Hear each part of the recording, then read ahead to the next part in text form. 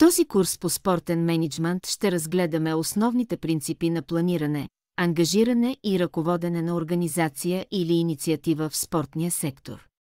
Това ще включва стратегическо планиране, ангажиране на заинтересованите страни и най-добри практики в областта.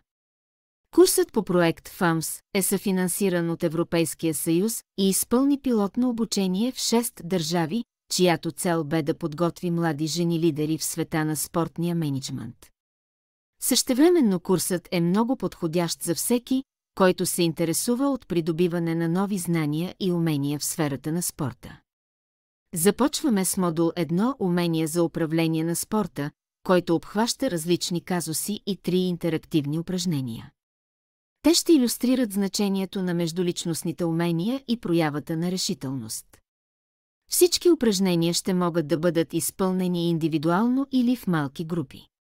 В края на модул 1 ще имате добро разбиране за разликата между меките и твърди умения.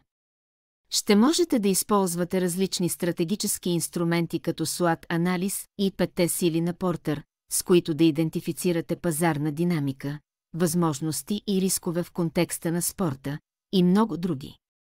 Ще получите библиотека с ресурси, която ще ви помогне да задълбочите разбирането си в управление на проекти в спорта, включително финансово управление. Очаквайте да подобрите уменията си за прилагане на критично мислене, решаване на проблеми и определяне на приоритети. Модулът САЩ ще разшири вашата технологична грамотност чрез практически упражнения и полезни инструменти, които да използвате в бъдеще. И така, нека да започнем.